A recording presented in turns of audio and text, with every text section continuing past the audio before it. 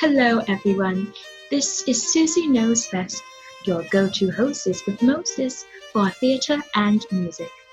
In today's episode, I have two very special guests for you. I would like to kindly introduce Mr. Ballad. Hello? Hello, Susie, can you hear me? Susie? And Miss Musical.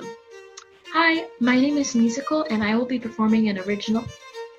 Oh, sorry, just so used to slating. Charmed.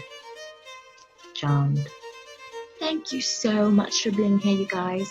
So, let's start off with Mr. Ballad.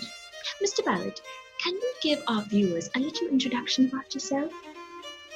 Yes, of course, Susie. I am the English theatre entertainment in the early 18th century. Oh, the only form of entertainment. The only form of entertainment at which used popular tunes with spoken dialogue. Excellent. And how about you, Miss Musical? Hey, so yeah, I'm a form of theatrical performance that combines song, spoken dialogue, acting, and dance. Absolutely marvelous. So, Musical, how do you feel your shows have transcended theatre today? May I add, as I do say so myself, Susie, it has been said by somebody that ballad opera is an important step in the emancipation of both the musical stage and the popular song. Wow, Ballad, you bring up an excellent point that reminds me of why I was created in the first place. I was actually just reading this article from the Psychology of Aesthetics, Creativity, and the Arts. They were saying musical theater may be a promising method for promoting attitudinal change. So, meaning that by going to the theater and even experiencing musicals, that can change someone's view, someone's perspective, just by stepping in and watching the show. So, great musicals that have come out and have been revived in these last few years have greatly adopted a new way of showcasing theater by even, for example, bringing people of color into two traditionally white roles. You've got Frozen, you've got Hamilton, all these amazing shows.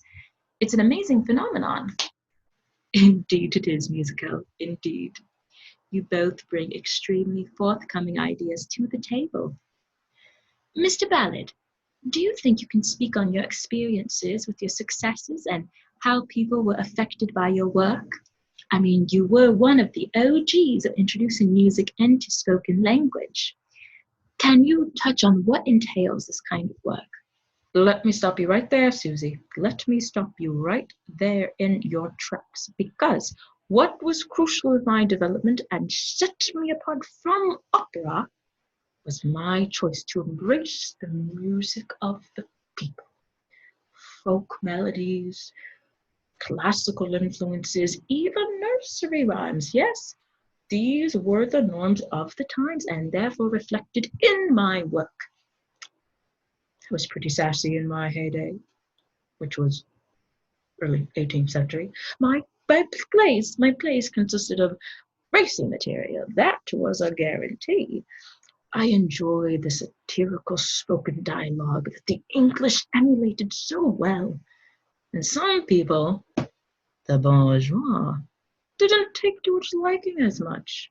So, Musical, as Mr. Ballad mentioned, his songs come from those that are already created. What is your take on having to create full-fledged plays that are narrated through mostly song? Susie, for every play, it's different. There could be multiple artists working together to bring out the history, bringing out the essence of the music for that particular play. I think that by having specific songs for a desired play, it easily ties the audience to that character. Think about it, when you hear the Phantom of the Opera overture, anyway, you're automatically going to feel a certain mood when you're thinking about the Phantom. Or if you hear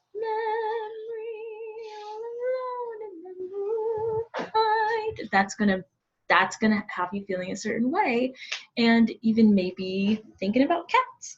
So, but sometimes it's not. A lot of revival plays really don't even have to worry about creating new content because, like I was saying, it's already ingrained in people's hearts, this music. So it's the job of the artists and the directors as a whole working on these plays to make sure they're bringing something original each time they bring these plays out of the vault, which I think they do. Mr. Ballard, you mentioned earlier about your plays consisting of racy material. What of your plays was the most successful? Yes, I thought you'd never ask. The Beggar's Opera, highlighting a time of the lower reaches of society. There must have been a big risk of censorship during this time. Poor Polly. Didn't have a chance, she did.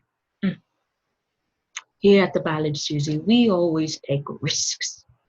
Well, maybe a little too much of a risk that I kind of declined around 1750, but nevertheless, the Beggar's Opera still is the #1 piece of popular music, satirical ballad opera history.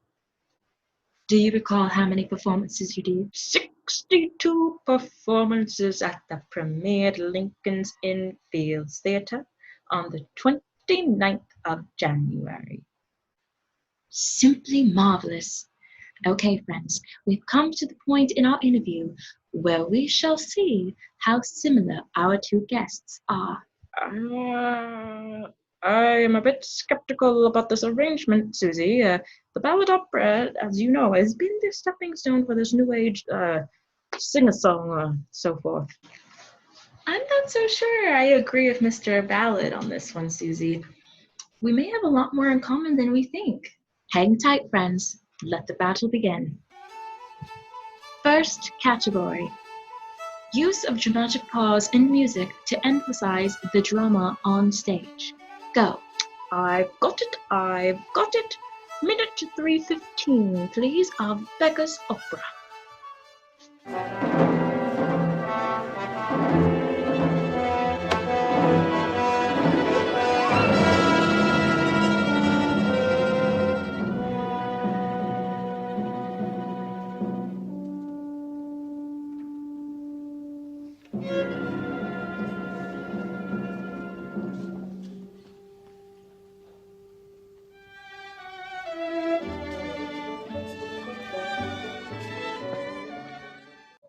Oh, I've got that somewhere too. Here we go. SpongeBob SquarePants the Musical, minute 19:22, please.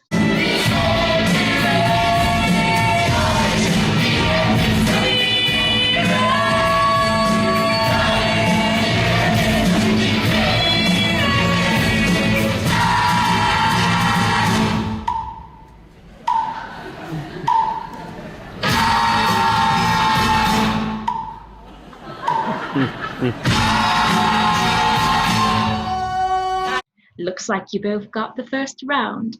Now let's see if you can do the second. Second category. Moment where you address the audience directly. Oh my gosh, okay, that's easy. We got this. Addams Family, minute 10:48. So here's the deal. Gather around. I'm not letting you back into that crypt until love triumphs. So who is this Lucas fella? Is he worthy of her? Do they really love each other? What is love, anyways? Does this rash look serious to you? So many questions about love. But when you think about it, is there anything more important? I see this musical girl is good, but I still have a chance. Beggar's Opera, minute 6:06, please, and they're singing. Just as mine. A liar is an honest employment, so is mine. Like me too, he acts in a double capacity, both against rogues and for them. It is but fitting we should protect and encourage these, since we live by them. Sir! Spectacular on both ends. Very good, you two. We have one more round left. Let's see who can nail it, shall we? Round 3. Duet. with female and male. Go. Oh, me. I've got it. Ballad opera never fails. Minute 25:02, please. As the burning day was closed, I would mock the sultry time without my charmer's breast reborn. And I would love you all the day. Every night would kiss and play. If with me you'd fondly stray over the hills and far away. And I would live on windless days, and lay my arms and embrace my life. In our visit always Christ, the Son of His life for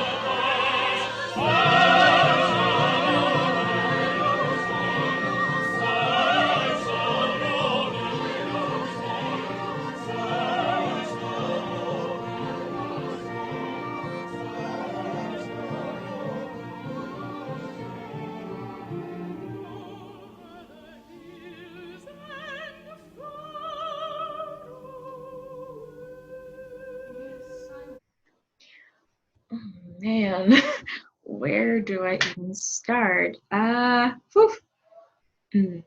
I think I've got it. Dear Evan Hansen, minute 3:30, please. 'Cause you're saying it's possible. We can just watch the whole world disappear till you're the only one I still know how to see. It's just you and me. It'll be us and only us. And what came before won't count anymore. We can try that, you and me. That's all that we needed to be. And the rest of the world falls away. And the rest of the world falls away.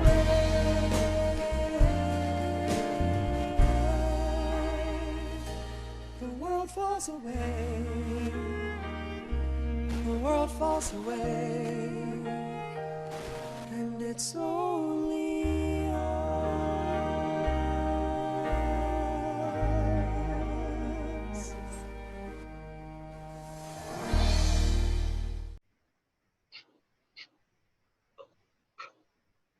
That was